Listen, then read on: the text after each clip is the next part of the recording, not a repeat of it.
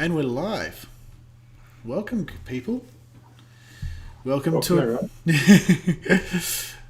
All right. Here we go. We got some of our fantastic followers here today. Yes, everyone, my conscience has come back. Roger telling me not to be an idiot all the time. But hello, Mel's. Matt brought me back for another time. Yes, you wanted more punishment. So, hello, St. John, how are you going? Good to see you this time. You missed out on last time, so we were all missing you. And hello, Kat has Night Star as well. Roger, Kat is saying good day. Yeah, I got an eye on the chat there. Not that I can promise I'm going to keep an eye on it. It's crazy. It depends how crazy things get with the equipment, hey? Yes. Astronomy. For once, for thankfully, I'm not having to run the equipment this time. But yeah, Matt did say to me that it makes your life easy if I turn up to do this. Yes, usually the equipment doesn't. The Mead 14 has been playing. Has been playing up sometimes, like the troublesome trucks in Thomas the Tank Engine. That's kind of what astronomy is about, though. I mean, I always say to people that you buy a fridge and you get it home, and if there's anything that doesn't work about it, you sort of, it's straight back, right? You expect it to work. But you buy a telescope, you don't expect it to work. You expect to have to tweak it and improve it and fiddle with it and everything, and that's kind of just astronomy. Things are like that, aren't they? Yeah, I think it took about, is it a year to sort out all those issues with people actually parking the Mead 14 in the right place. Yeah, that's right. Yeah. Maybe for the people who haven't been on for one of the previous ones that I'm here, I'll just introduce myself, Matt. Yes. Well, first of all, we actually need to tell them, if this is their first time, what they're actually seeing. Well, first of all, yes, thank you very much, Roger.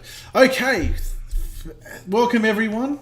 Hope you've had a lovely couple of weeks and you've survived those weeks since the last live stream. It's good to see you all. If this is the first time you've bumped into us, or you clicked on something and you thought, well, that looks like a pretty picture, and now you're looking at me and this fantastic galaxy in the middle of the picture here. You've stumbled upon the Perth Observatory live streaming cool stuff through the telescope. And this disembodied voice that you're hearing is a fellow volunteer, Roger Groom, who's also a fantastic astrophotographer. He is the best teacher of astrophotography. He's very, very very modest, but I'm allowed to say that about him. So he doesn't talk about him. He doesn't gloat, but I can gloat for him. So don't feel you have to, Matt. Yeah. And guys, if you want to, we've got a Discord channel here. If you want to join and ask questions through the night, even it doesn't matter how silly they are, we will ask them. If you ask, what is the meaning of 42? What is the meaning of life? We'll answer 42. But we've got some cool stuff. But we will show you some cool stuff in the night sky because it is clear, thankfully. And also just letting you guys know that we are going to be heading down to Coogee Beach with our fellow volunteer, Hubert, who runs the Fremantle Sidewalk Astronomy, and we're on the 21st of December, so we can show you the nights, show you Jupiter and Saturn in the same telescope. It's the last time they were this close together.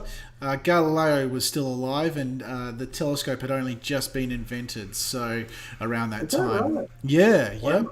And if you can't get down to Dogs Beach, or if you're in the north of Perth, the Bino Central, where you can get all your really cool telescopes from, if you need any Christmas presents, and also the Astronomical Group of West Australia, they are going to be doing the same thing at Burns Beach. So they'll be there from about 7 p.m. and we'll be starting ours at 7:45, just because of the light conditions.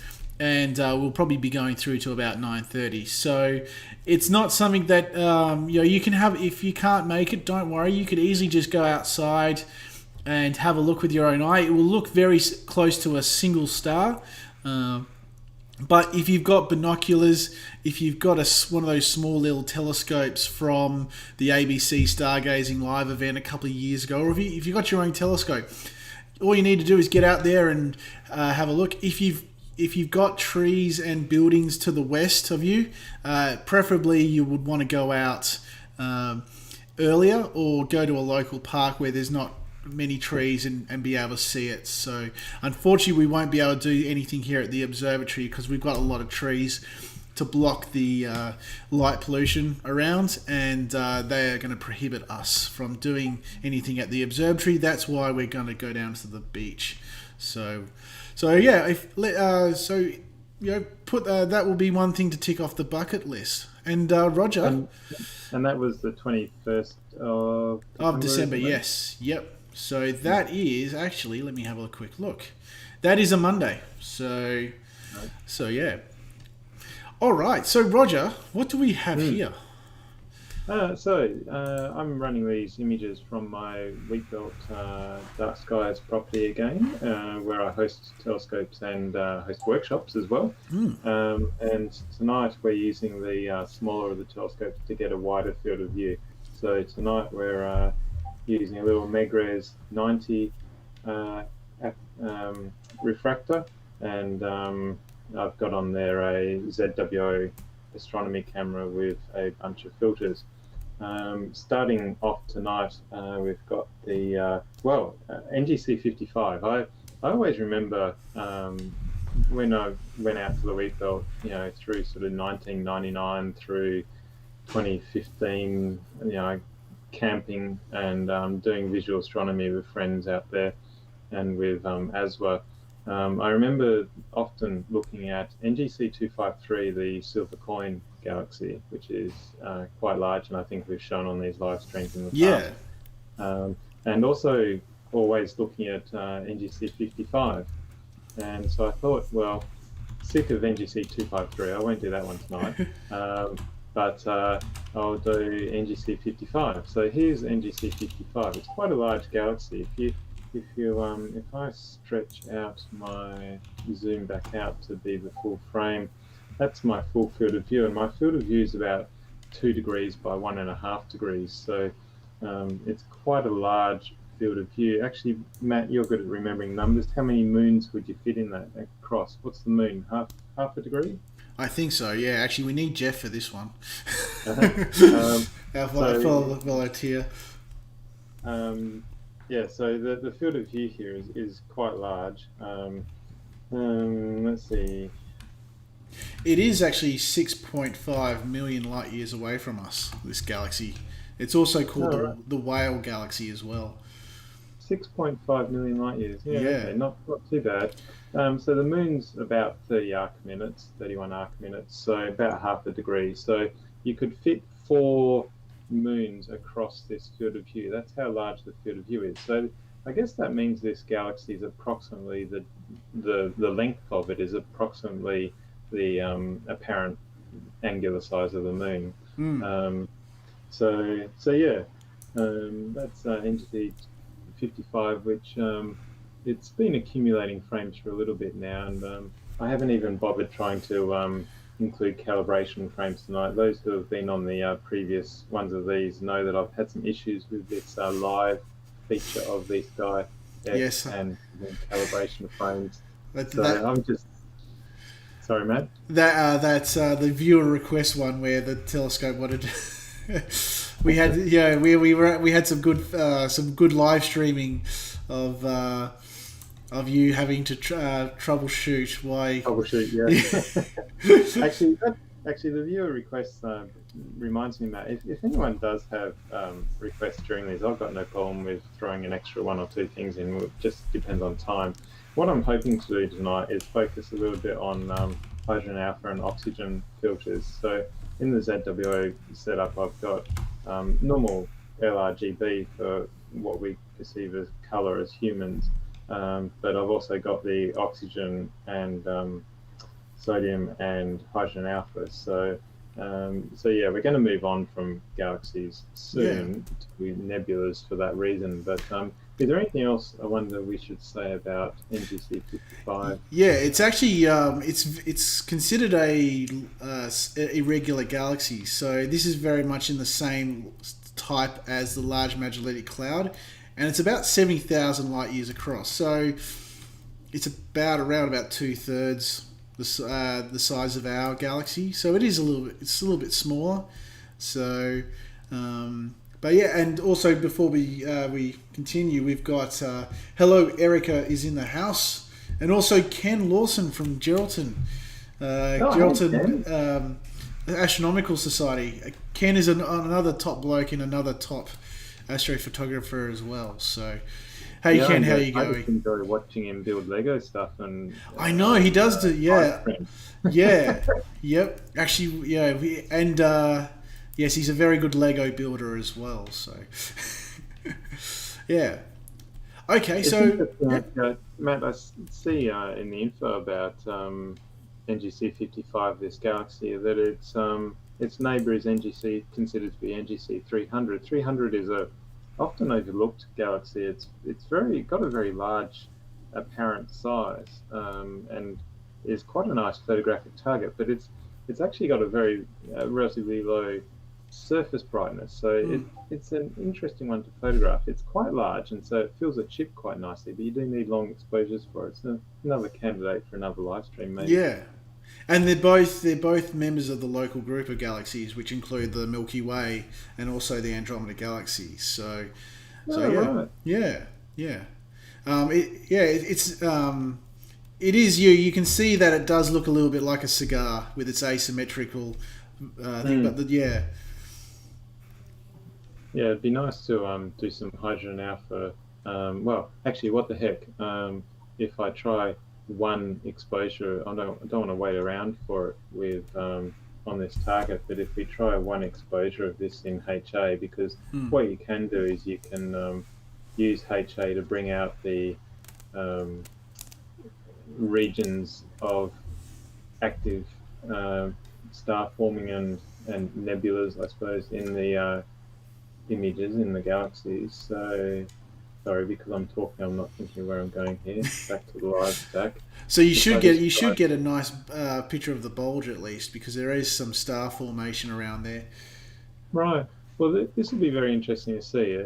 HA, you do need longer exposures to get decent results, and I'm sort of expecting with the small Magellanic Cloud objects I want to go to tonight, I'm going to be doing 2-minute exposures. I mean, all these exposures for live streams, I tend to stick to 1 minute because it gets a bit boring sitting around in the live stream waiting for a 5-minute exposure. But normally for this kind of object, you'd be doing 5 or I normally do 5-minute exposures. Yeah. That's because your mount is nice and stable, not like the 14. That certainly helps. That does help. And actually tonight we've got reasonably good conditions. The wind was down at about 5k per hour, basically nothing. It's sitting at about an average of 7 to 8k per hour now. Gust to 20k. Only had one gust up to 20. Yep. It's nice and clear out there. It's 21 degrees out there. So it's a pretty good night for it, really. Let's see what we got here. Yeah, that's interesting. See how you can see the central bulge area around here. Yeah, and certainly it is fainter partly because of that lesser throughput of the HA filter. But I think I'll just go one more because, of course, we're getting quite a bit of noise here. Okay, and it looks to me like the HA filter is not parfocal, which is interesting. I haven't had much time to play with this myself, but either that or it's just because stars don't show up much in HA and they're looking more bloated. Yep. So you can definitely see there are those nebula regions there. Yeah, where baby stars are being formed right now. Ken says he's got some more Lego and Drams episodes coming soon, so got Awesome. baby Yoda set for my birthday recently. Happy birthday, Ken! And Roger and I will definitely be there. He says he'll also swap you. It's been blowing 40-kilometer winds every day here. So Oh no. Yeah, well, that kind of is the Midwest, I suppose. yeah. Hello, Floating Leaf 420. Yo, he says yo, what's up? Well, what's up at the moment is NGC 50 was NGC 55, and now we're moving to the Helix Nebula.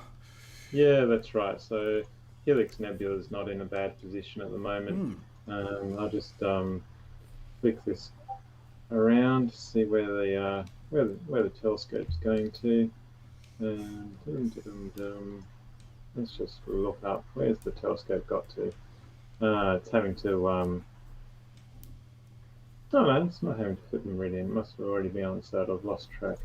So if we go to the west. Oh yeah, okay. So the Helix Nebula is in the west there at the moment. Altitude 50 degrees, so starting to get low. You can see actually Saturn and Jupiter quite low there in the west at the moment. Yep, and you can see that it's located. You can see that it's located between the Pisces Australis and also Aquarius and Capricornus as well. So. Okay, the Helix here. Okay, so maybe I'll. So this is SkyX you're using this program for? Yeah, it is. Yeah. It's useful for controlling a automated setup. Yeah. I'll just try. All right, I am pretty tired today, so I'm a little bit slow off the mark here. But let's just check the framing that I've got here. I'll just go back to luminance. I'll see clearly. So I have to choose the camera is mono, and I choose the filter for each object. And that way we get to see all these pretty pictures. Let's see where these. Just check. Want to check the helix is there, and maybe center it if it's not. No, it's pretty good.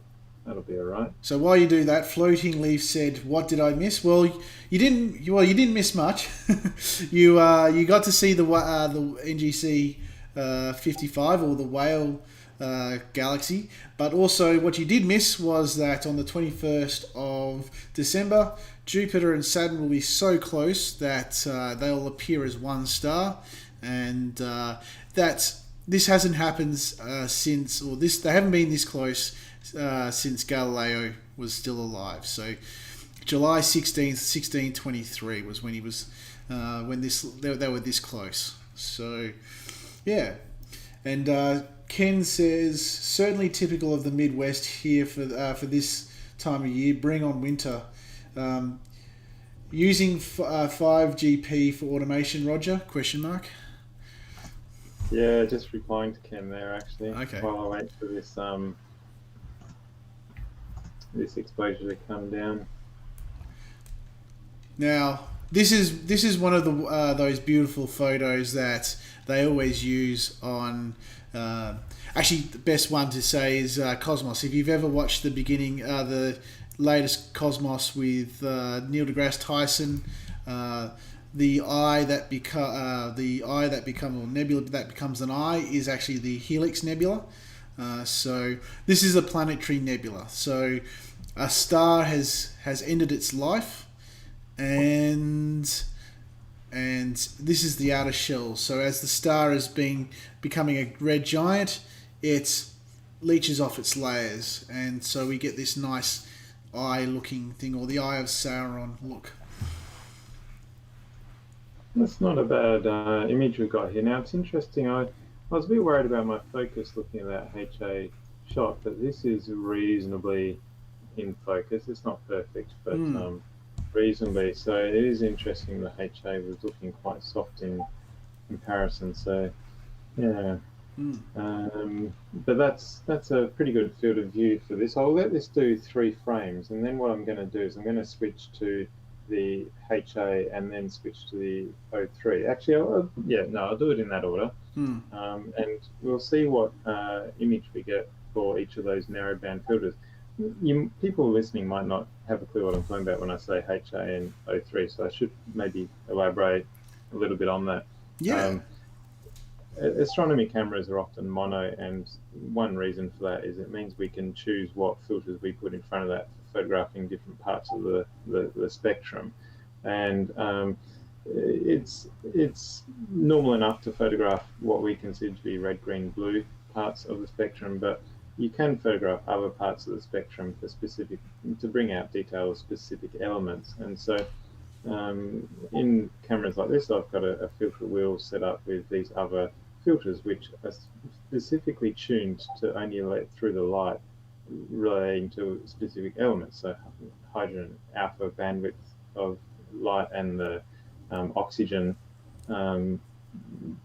it's bandwidth as well. I'm not sure if bandwidth is the right word there, frequencies. And so you can hence identify different details inside the objects.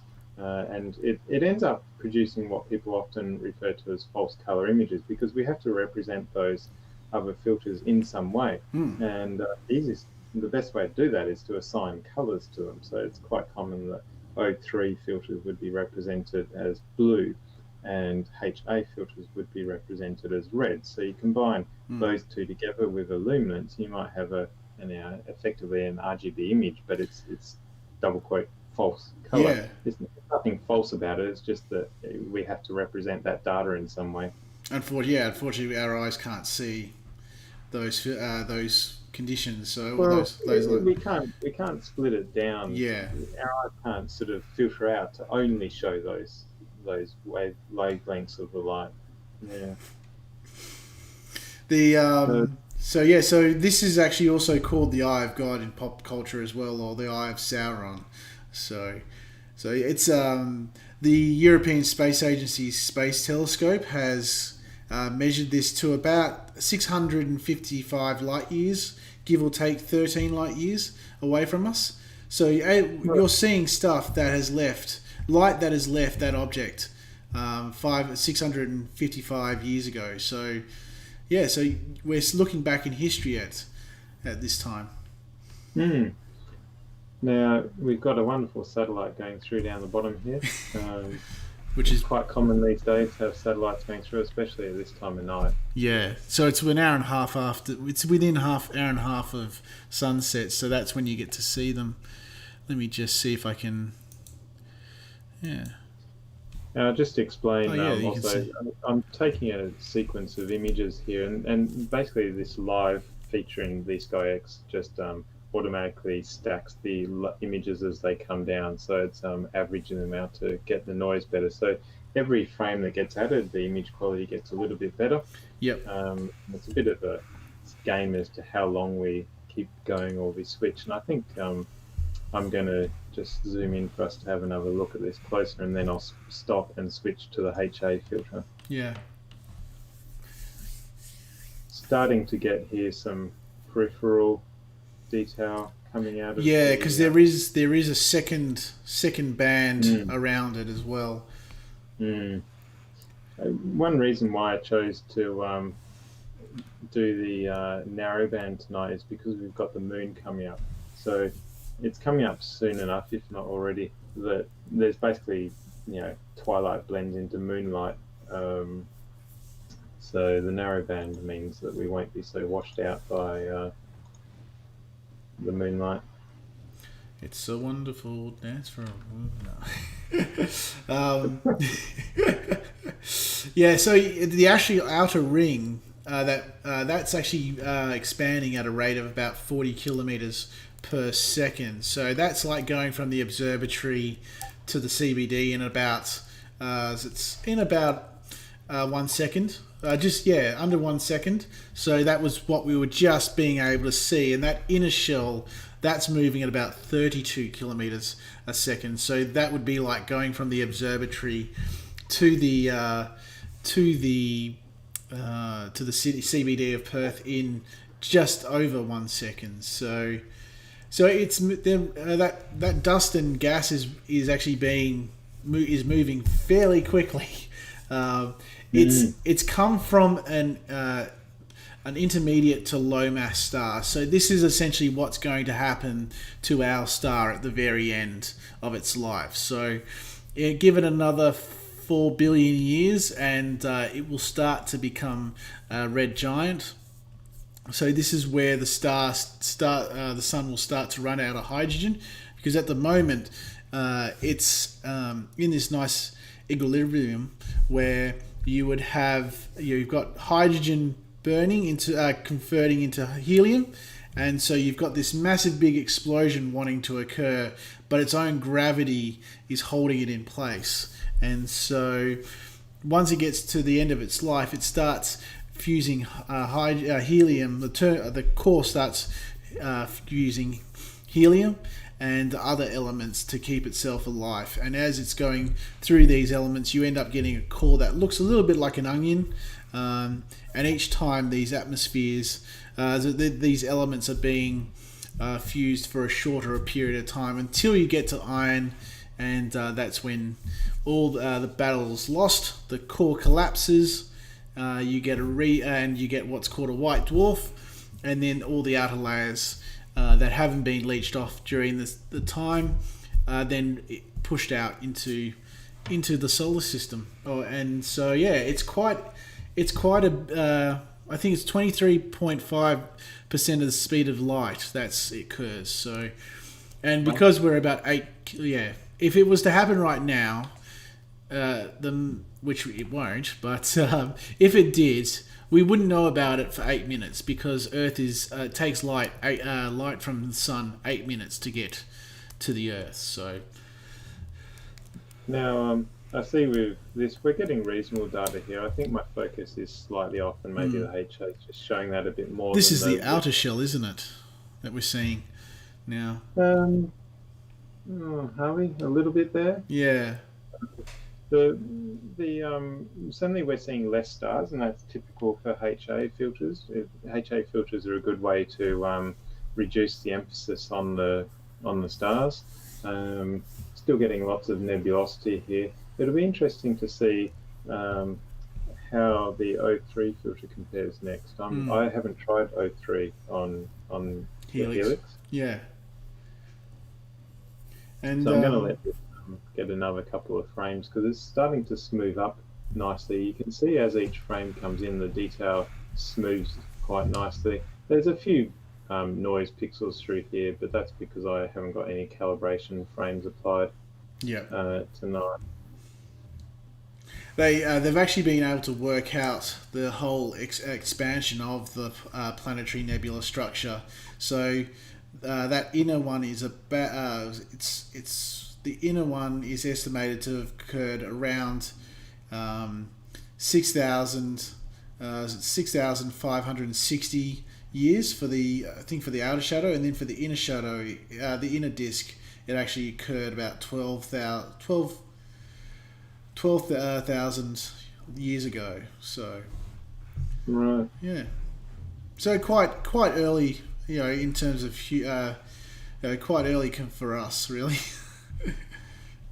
All right, so we'll see what this fourth image looks like, and I'll stop it and do the O3. That smoothed it up quite nicely. Yeah, okay.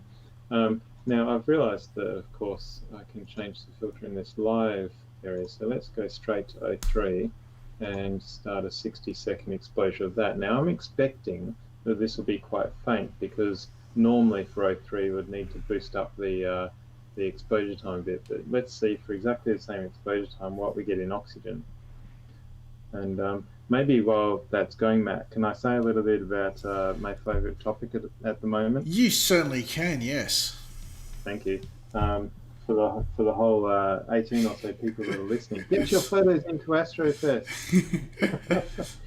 We've got the AstroFest astrophotography competition closing this Friday at 11:59 p.m. on Friday night.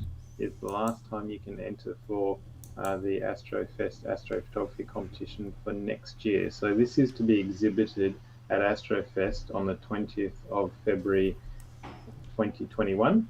But entries close now, and then we have a couple of months of judging and preparing prints and catalogs and all this shenanigans that goes on. It's a ridiculous amount of work, really. So I've got a full weekend ahead of me of organising the entries. I want people to get their entries in. There's a good range of prizes up for grabs. There is a $6,399 Sony Alpha camera up for grabs this year. So almost there's about $7,500 worth of prizes. Sony Australia has really come to the party. Thank you so much to Sony for donating a whole Sony Alpha camera and super quality G Master lens. And that credit also for that to Camera Electronic. The guys at Camera Electronic helped me secure that as well. So and they're back as a sponsor as well. So yeah. Ken, this is not the year to not have anything. That's right. Come on, Ken. Even if you just rehash something from last year or so. Take a photo of the moon, for crying out loud. But St. John has also said he submitted something last night. So good luck, St. John, as well for that as well. I've put in a photo from that I took earlier this year. Actually, it would have been in the first 2 weeks of lockdown. I think it might have been. It was my shot of the Indigenous Astronomy site here at the Observatory, Walwenkinny, and with the night sky. So there's female stories on one side and then male stories on the other side. And on the male side, it has the emu in the night sky. So I've got a nice photo of that with the actual emu in the night sky. So I've asked Roger to put in a good word for me, but he's very good. He said, no, man, I can't. And so not yes. a chance, man. I'm also laughing at Ken here. Yeah, the moon. Can we lower ourselves to the moon, hey? we hate the moon. We so much so that it's not worth taking a photo for a $6,400 camera. We just hate the moon that much. It's funny how you joke about me not being able to offer any favoritism to Matt. It's amazing how once the images are anonymized, which is something I run a database over them to do, which I've written a script to do that. It's amazing how you just forget who they're from and you just don't know. And I don't get a say in judging anyway. Yeah. I'm going to try and work on my 03 images. It's come out a bit softer. Something's happened to the tracking there. We've had a big shake. You can maybe see a gust of wind, or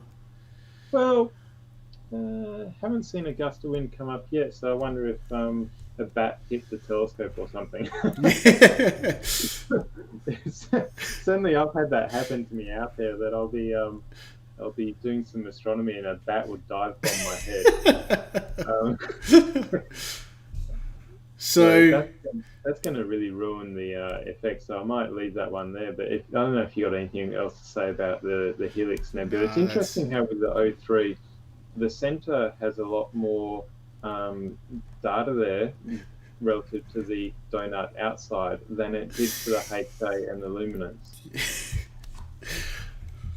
So Ken has just said, I sent you some of my wind for free. Yeah, you don't need it.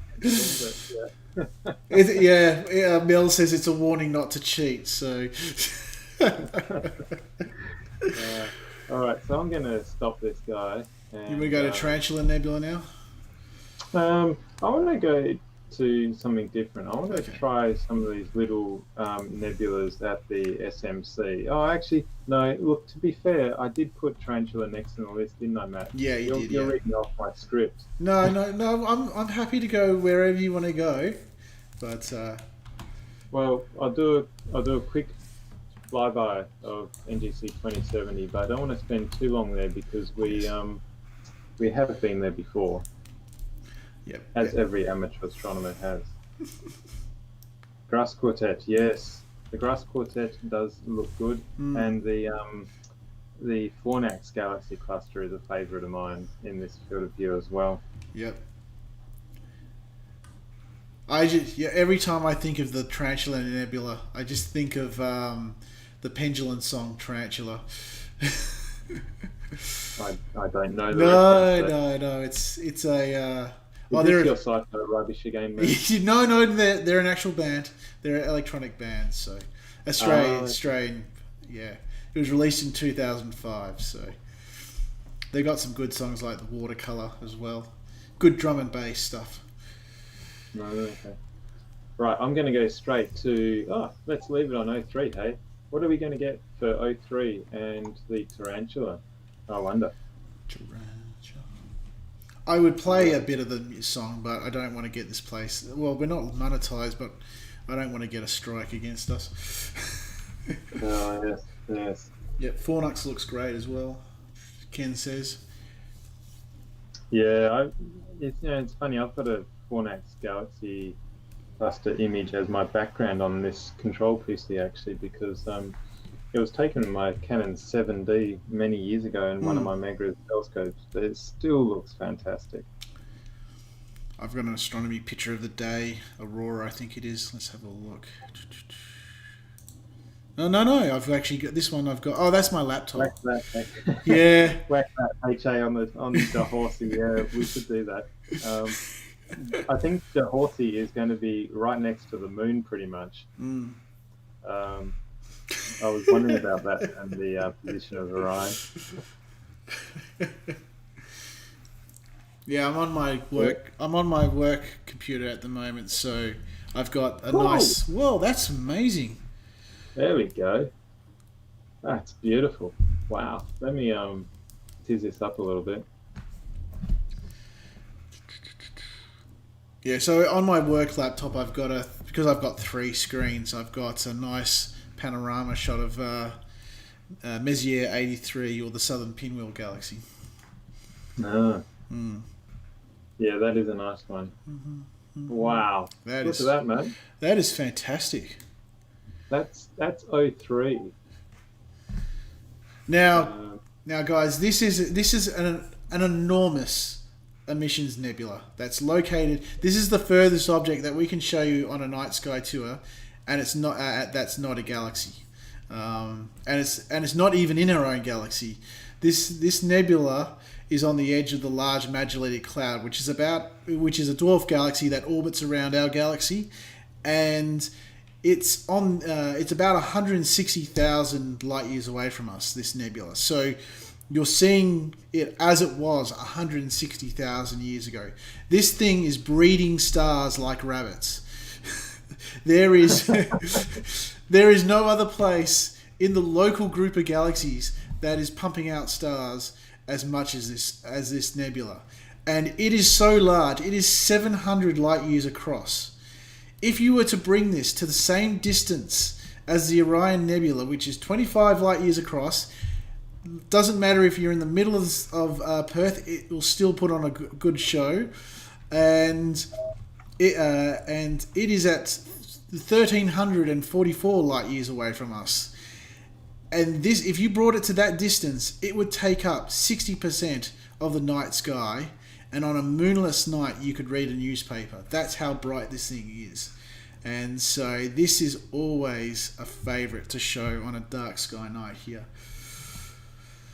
Yeah, it's absolutely fantastic, House-Chan. This is only 60-second exposure, so I'm quite stunned at what's coming out here. It's interesting how there's quite a bit of star detail still coming out in the 03. We'll go to the HA next, the Hydrogen Alpha, and see what comes out there. I'd always love to do more on this. In fact, I've actually got this field of view with LRGB in HA, and I've got gigabytes, probably 100 gigabytes of data. I've got a lot of files, probably 500 plus, probably actually might even be 700 files of data of this field of view, and I haven't managed to get the processing right after months. It's just really, I just haven't been happy with it. But yeah, I've got to get that published sometime. So this, for people to realize, so there, the Orion Nebula would probably end up having a couple of thousand stars. This thing has already produced about 800,000 stars and protostars at the moment. So we're probably 800,000? so this will probably end up being a globular cluster. You'd have to think. Yeah, I don't know. Isn't the jury out on how globs are formed? Yeah, but there's a lot of these stars that are being hidden by the clouds. So you would need to have an infrared telescope to be able to see them. Okay. Yeah. All right, so I'm going to let this fifth exposure finish here, and then I'll switch from O3 to HA, and we'll see what hydrogen alpha brings out. I know hydrogen alpha normally looks very good with this object, but it'll be interesting to compare with the O3. So Ken says it certainly can be a pain to process so much dynamic range like M42. Yeah, it absolutely can. So all right, so that's our fifth exposure there. We've got some nice peripheral detail there. That's just stunning. All these knots of nebulosity, which I guess, depending on your brightness of your screen and how this is transferring through the interwebs, I'm not sure whether you can see the fine detail. You can just make out some fine detail there, yeah. Right. And you can see how that you've got these different filaments, which from the dust filaments, which resemble spider legs, and that's where it gets its name from. Yes, that is true. So I've started a HA filter exposure here. I'm presuming that when I do this, it's going to reset the image rather than overlaying on top the HA, but we'll see what happens. So it does have already 2 star clusters, and there's a compact cluster called, one of the clusters is a compact cluster called R136, and it's actually responsible for most of the energy that actually illuminates the nebula. It's around in that central area, and some of these this cluster has some extremely huge stars, roughly around about 100 times the mass of our sun, and it's about 35 light years across as well. So this is what could possibly be end up being the globular cluster if it does form.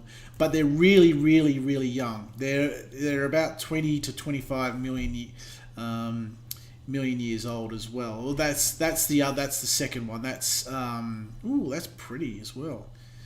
That's Hodge 301, which is so. Yeah, I'm just going to.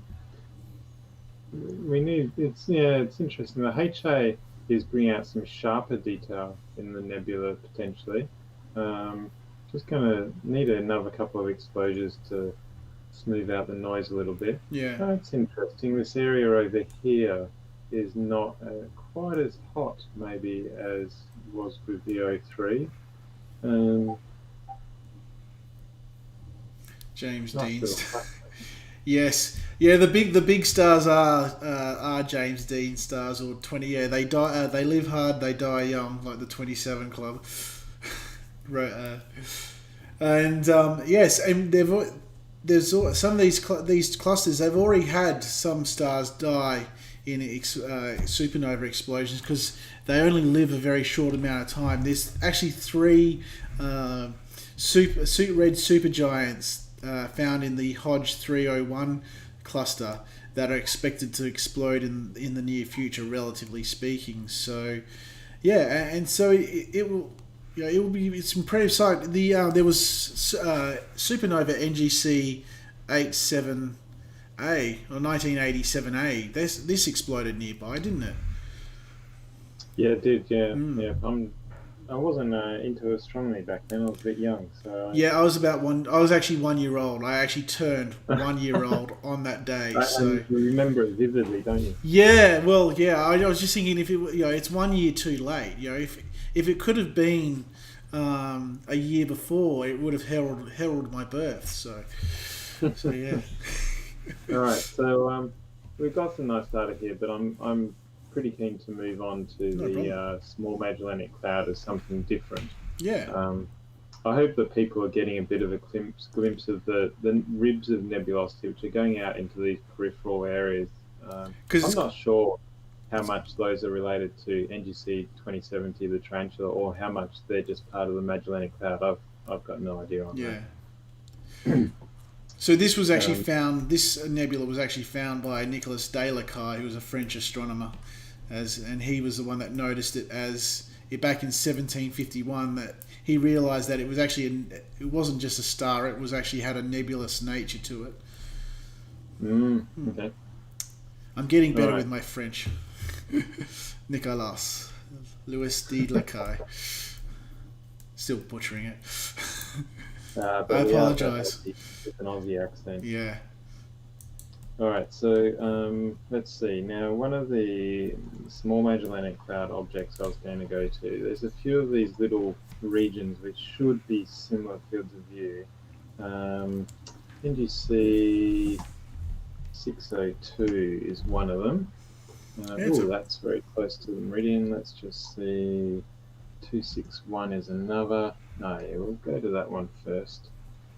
Now I've got to do a bit of a meridian flip here. The telescope's got to go all the way around from the southeast to the southwest. Did you want to explain why that's got to happen? No, it's the type of mount. It's a German equatorial mount, and yeah, it's very hard to describe unless you're in person, and even then, it takes a bit to get your head around it. But the mounts need to track with the Earth's rotation or against the Earth's rotation to keep the stars in the field of view. And the way we do that is by having a rotational axis called the RA axis pointing at the south celestial pole. And so it just means that there's some interesting maneuvers involved to switch from one side of this white line to the other side. And Crafty Method has said, "Hey, star people, g'day from Albany.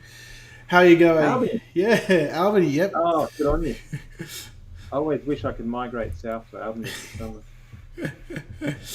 Hopefully, well, actually, he's going to be very lucky because the sun is getting a little bit active. We might get some auroras soon.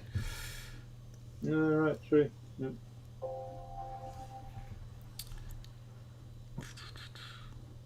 So there, so NGC 602 is a young, bright, open star cluster in the small Magellanic Cloud. So if you don't know what an open star cluster is, it's this is the next stage from a nebula. So you've got stars that have been all the stars that have been possibly formed from the nebula. They're just loosely orbiting around each other. It doesn't take a lot to kick them out. Each other out. So over the next couple of 100 million years, they'll kick themselves out and they'll go off orbiting around the small Magellanic Cloud. So this is actually again not in our own galaxy. This is in the small Magellanic Cloud, which is another dwarf galaxy that is orbiting. And its estimated age is about 5 million years old. So they're very, very young. So think of them as toddlers for stars. And it's about yeah, and so the cluster is actually particularly interesting because it's located in the wing of the small Magellanic Cloud, leading to the magnetic bridge. There's actually a magnetic bridge joining the large and the small Magellanic Cloud, because I think it's the small has gone through the large, and that's actually disturbed the large Magellanic Cloud, and so they share a magnetic bridge between the two, and they swap stars, gas, and dust as well. Yeah, it's interesting this didn't show up very brightly in that initial focus exposure of a few seconds. We'll see how this 60-second exposure comes out. I've put on luminance, which is basically wide open. I haven't checked. I probably should have checked. Has the moon risen yet? We're going to have a quick look. Yeah, Let's have a look. Oh, yes, it has. So a very bright moon will be washing this luminance out. So Wow, look at that, bright. Oh So I yeah, will switch to a narrowband filter so I can block out that moonlight. it's a little bit decent. There you've got a satellite through there as well. Yes, nice bright one. Might be Starlink. Maybe, maybe Starlink is going to be both a curse and a blessing. We'll see how it I goes. know. I saw that the beta testing they got 100 megabits down, 100 megabits download. I think it was down, and the ping rate was about 30 milliseconds, and it's 19 at home and here. So very Yeah. keen. Oh, you got a decent amount of stars there in that shot. Yeah, there is, and it's actually quite a decent chunk of the central that bar of the small Magellanic Cloud there. Mm. I think. So I'm going to yeah, I'm surprised what I'm getting there with the moon, but even so, I'm going to just stop that, and I'm going to put this onto put it onto O3 because I remember. I'm pretty sure it's these objects which I once had the Perth Observatory's ARCOP telescope. I was doing some maintenance on that, and I took some test exposures with the O3 filter at around the small Magellanic Cloud, and there was some stunning objects which came out with those exposures, and I'm hoping that these are going to be some of that. Yeah, good point about M45. Ken, I reckon we'll do a few different fields around here, and then we'll go to well, Bevan's uh, Bevan's favourite object. One of our yeah, volunteers, Bevan. Bevan's from the original, the OG year of the volunteer group, and he loves Messier 45 or the Pleiades. He's even got it as his license plate number. yes. So here we go. First O3. Wow, look at that! Cut out that brightness from the moon. Yeah, we'll get a few exposures on this and see how it goes. I wonder if there's anything we can say about the small Magellanic Cloud in the meantime. Well, it will be gobbled up eventually by the Milky Way. That is the way of the galaxies. They are cannibals, or a little bit like the Borg. Resistance is futile. So that's how the galaxies form and they get so large, and so the Milky Way's gone through about 10 to 11 galaxies, they think, so far. And so in about 1 or 2 billion years, our galaxy will consume the large and small Magellanic Cloud as well. So it's considered a dwarf irregular galaxy, and it's about 7,000 light years across, and it's got about several hundred million stars, several hundred million stars as well. Oh, you can see some nice nebulosity there as well. Seeing some. Yeah, I realised. I occasionally think to look on my iPad here, which is playing back the YouTube stream, and I see that it's not showing up as bright as what I can see here on my computer. So I apologise for tweaking the brightness for what looks good for me rather than knowing what looks good for everyone else. Oh, we'll forgive you this time. So it is located about 200,000 light years away from us. So again, we're seeing it as it was 200,000 years ago. So, and again, it's only visible in the southern hemisphere. So yeah, that's right. Yeah, it's good that we've got these southern objects because people focus a lot on the central bulge of the Milky Way, but in reality, at the other times of year, we've got the Magellanic Clouds up, which are just fantastic targets for all sorts of objects. And you can see them if you go, especially if you go up to Geraldton, where Ken is. But yeah, or if you just go out to the country, you'll be easily able to see them. You get out of light polluted areas, and even I live in Kalamunda in the Perth Hills, and you can just make it out when they're up the very top, when they're away from light pollution. But yeah, and they're Forgetting about the astronomy for a second, I keep just the last couple of weeks, Matt. I've been thinking back to our trip up north for the Gascoyne Junction viewing night and so on, and thinking how much I'd like to go to Gelton just for a dinner, because I can't remember what the name of that cafe was that we went to for dinner the night that we were there. Oh, the Provincial, yeah, that was really nice. Yeah, that was fantastic. And ordering on the phone, and then the bagels at that, was it Boxing Barrel? No, the Beach Barrel. Yeah. If anyone on this stream, if you ever go to Geraldton, you have to stop at the Beach Barrel in the mornings. They're not open on Monday and Tuesday, which is really a shame, because when we drive back, I can't get a whole bunch to go home with me. But you do have to stop off at the Beach Barrel. Their bagels and donuts are absolutely amazing. So, I noticed that when I zoomed in here, we've got a bit of trailing in the stars, and that's because there's a bit of flexure between the mounting of my Megres and the paramount on which this sits. So I think things are still settling down a bit from slewing across the whole sky to the small Magellanic cloud. I am fairly happy though with the amount of detail which we're getting out of these little knots.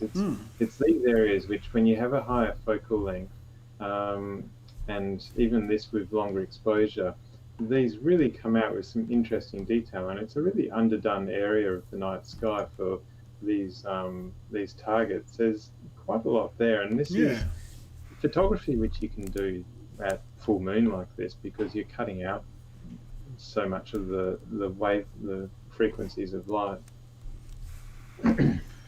Yeah. Now, and the fact is that if you're in the northern hemisphere, you don't get to see these guys. That's right. Yeah. You've got to come. You've got to come down to the southern hemisphere. So, honestly, there's not a lot up there compared to what we've got. All the best stuff is down here in the southern hemisphere. So yeah, and believe me, I've been in the middle of the Caribbean Sea on a cruise with $15,000 binoculars, thinking, please, for the love of God, don't drop these, with image stabilizing binoculars. And yeah, one or two objects that are really nice, especially seeing Andromeda so high in the sky. But I wouldn't give up this. I wouldn't give up the Magellanic Clouds, the Milky Way directly overhead, and the Tarantula Nebula for just the Orion Nebula. So for the Andromeda Galaxy. Now, I'm just started a HA hydrogen alpha exposure here. We'll do 3 of these frames before we move on to our final object. Let's do M45. We'll see plenty of Orion in the coming months, so we can skip it for tonight. And maybe while this is happening, we have a 1 minute silence for the Arecibo Observatory. Oh, yeah. Yes. If I'll try and get some photos up here in the meantime. But if you've recently heard that the Arecibo Observatory they're going to close it down. They had a few. It's a massive, big radio telescope in a sinkhole in Puerto Rico, and unfortunately, due to some issues with a couple of hurricanes that have come through over the year, they had one of the support cables break in August, and tore into it pretty well. And unfortunately, another cable broke I think 2 weeks ago, and they ended up saying that they weren't going to allow anyone to go on and actually fix it. And unfortunately, while I was writing my What's Up in the Sky app, What's Up in the Night Sky for the newsletter that's coming out on the 21st of December. That's you can sign up for that on our website.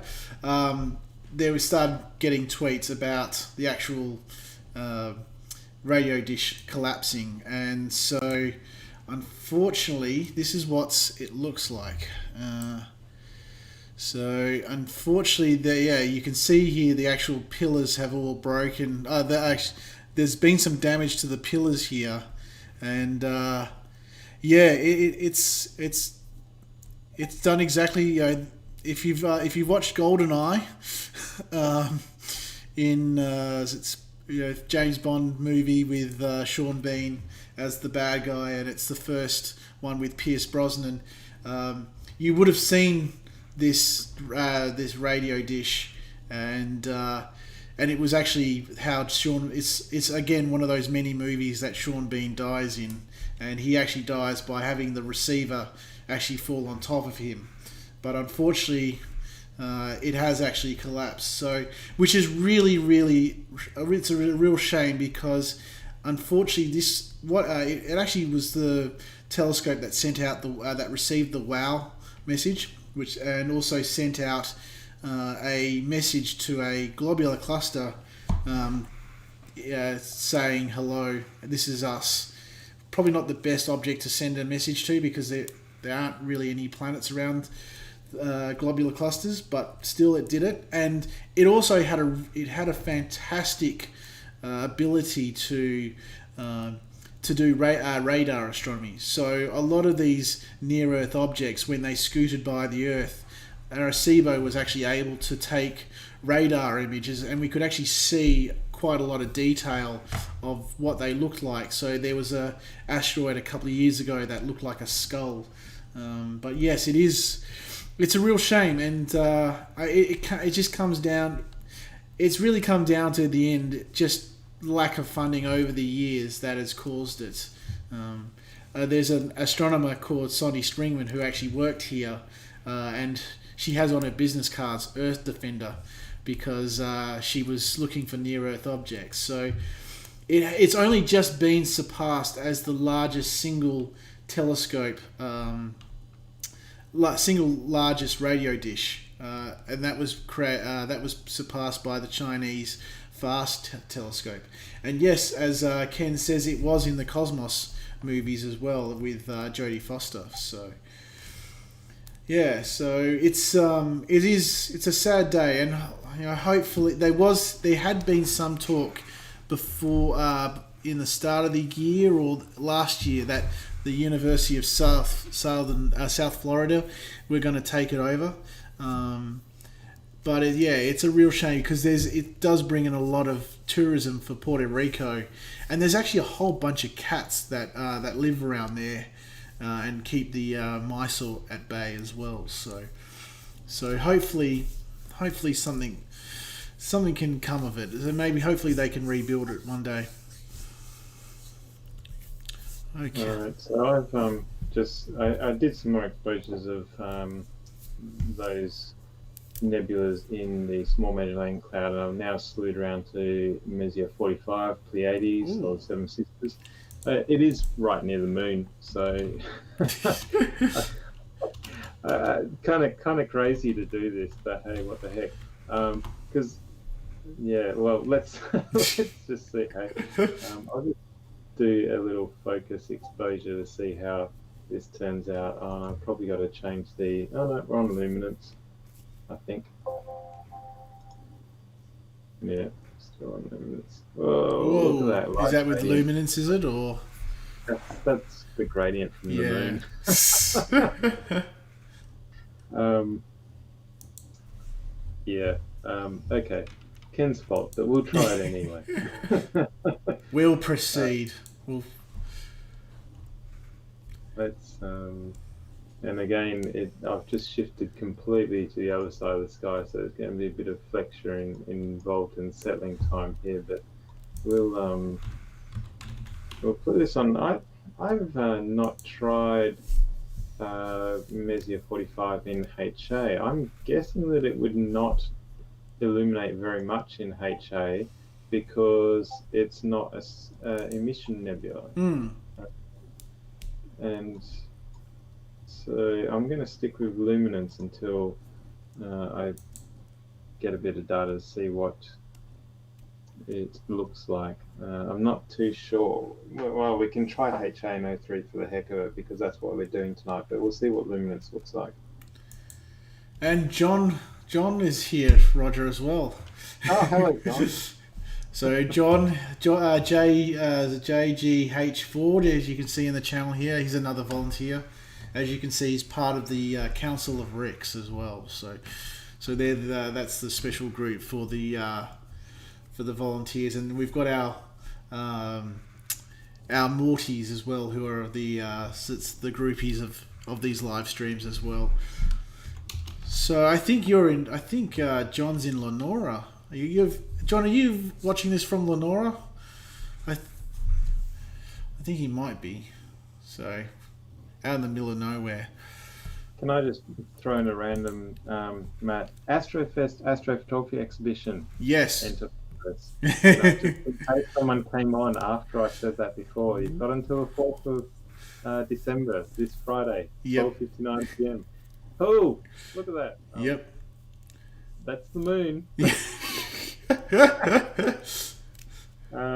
Yeah, that's not giving us much to work with there with that gradient. But you can at least. This is what the moon does to our live streams. Yes. I wonder why I've got a star spike on those stars as well. It's almost like I must have a cobweb across the lens or something. Because it is a refractor. Yeah. I'll let this do a second exposure, but I'm going to, at the end of that, I think, cut it and go to HA on this. I don't think that the nebulosity is going to come up much in HA, but it's an experiment. Hey? Yeah, let's try it. So the Pleiades is a very, very famous star cluster. You can actually see it with the naked eye, even in some light polluted areas. It's in the north at the moment. It's very close to Orion, so the constellation Taurus actually splits the Pleiades and Orion as well. So they're also named the Seven Sisters, and if you drive a Subaru, they are also called Subaru. That's the Japanese term for them, and that is why you'll see six of the 6 stars on the badge of a Subaru as well. They're very, very young stars, and they're about 450 light years away from us, and 444 light years away from us. So.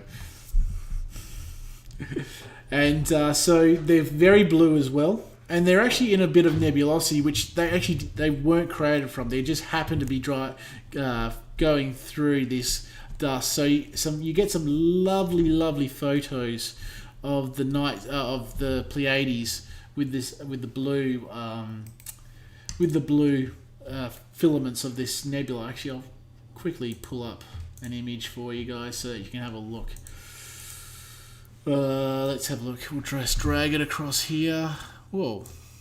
I'm just looking at the internal one of the internal security cameras of my observatory, and the moon is just glaring through the wall and blotting out my telescope in the view. Is it? And I see that my telescope may be pointing half through a 16-inch RC, which is alongside it, which happens to be pointing up at a different location at the moment. So I think that we've got a bit of an obstruction there.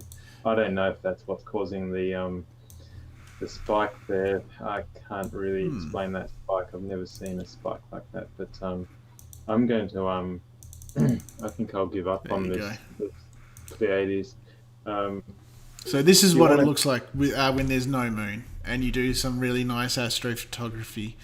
So you can see all this star, and you can see the filaments here as well. So of the nebulas as well. So there's it's a really nice nebula to look at, and I think it's actually so it's elliptical. So we're actually seeing it. So it actually extends back from us as well. So we're seeing the front of it. And unusually, a lot of the really big stars are actually close to us. They're not in the center as well. So Ooh.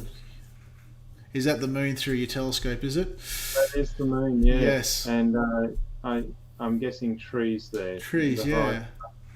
down this way. So yeah, I thought, oh, what the heck? Seeing as the moon is being such a pain, Yeah. we'll do this. Now let's just see if I can get the brightness down to something reasonable. Yeah, if you can, it's a nice way to end the live stream. Very Aussie way to end, eucalyptus trees with the moon. Ooh, nice. Let me just. You got Tycho's crater there. Look at that shimmer because it's so low on the horizon. Yeah.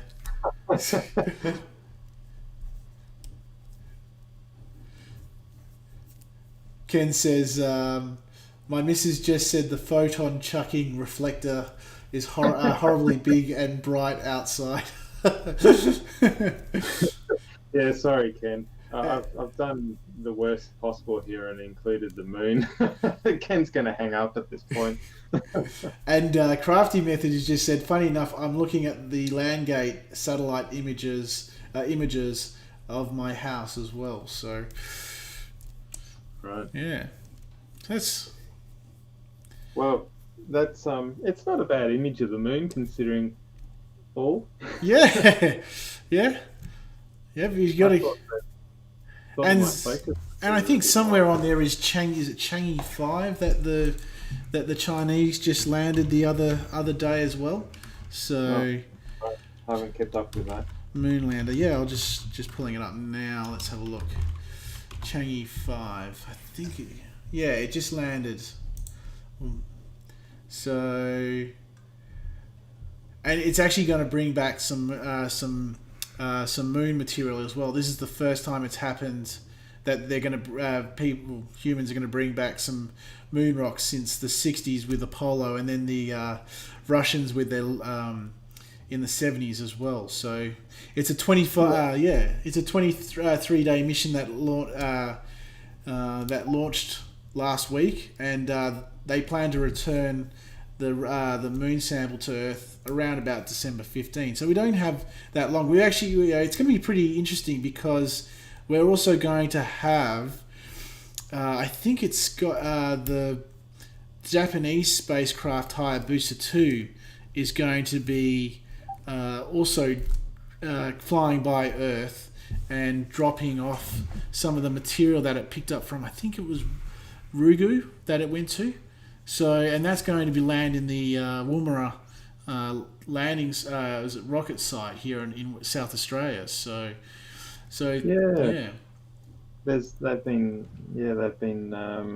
earlier in the year they were looking for astrophotographers to go out there and help them photograph its entry, but the border closures made that a little bit difficult. Yeah, because I actually had someone ask whether we were going to be able to see it, and normally they like to have it come in around about daytime so they can at least actually see it, because I think it's actually Osiris-Rex is where they're going to try and capture it again with a helicopter. So, all right, so I think that's about it for the obvious, which I'm going to Matt. No problem. It's been great to have everyone on board again tonight. Yeah, it's been good to do again. Well, thank you for joining me, Roger, and thank you for everyone who joining in the chat as well. It's been lovely to see. So we're not. Unfortunately, we've got a tour I've got to run on the 16th, Wednesday, the 16th of December, and then we have another night sky tour the next night. So we won't have a live stream on the 16th, but I'll get out I'll get all the gear out for Wednesday the 30th. So we'll finish off the year with a live stream as well. So thank you very much for joining us. If you want to join, if you can join us or join our social media pages, there's the links in the description of this video, and we give you all the latest astronomy knowledge and astronomy news and podcasts. If you can also like and subscribe to the YouTube channel, that'd be fantastic. We're going to try and give you some more stuff through next year as well. Kat is actually Nightstar is actually working on an intro for this as well, Roger. So we're getting more professional throughout the months. So that's helpful. Can't do that.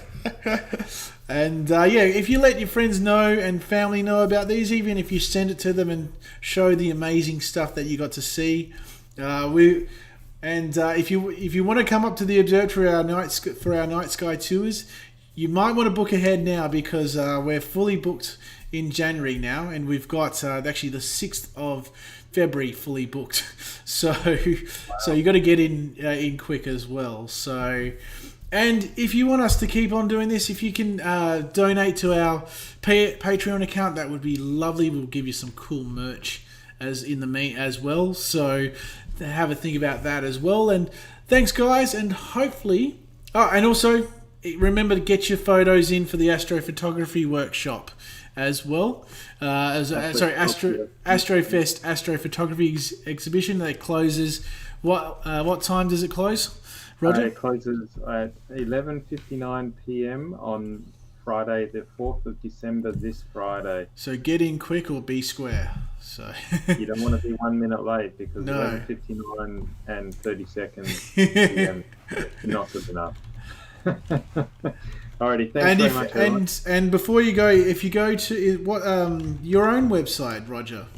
Do you want to? Oh, yeah, true. Yes. Jeez, I don't promote myself, do I? No, you do. Astrophotography Australia, which is www.astrophotography.com.au. I do workshops, and I've got one coming up at the Observatory, which is sold out, but we'll be booking some more in next year. And be good to get back up north and drop by Ken's place too. Yeah, actually, I'll be heading up to Kalbarri again next weekend. So Best for Travel looking to do monthly skywalk dinners at the Skywalk, Kalbarri Skywalk. So if you're ever interested in going up to Kalbarri, definitely have a look at the Best for Travel website for Hillary's.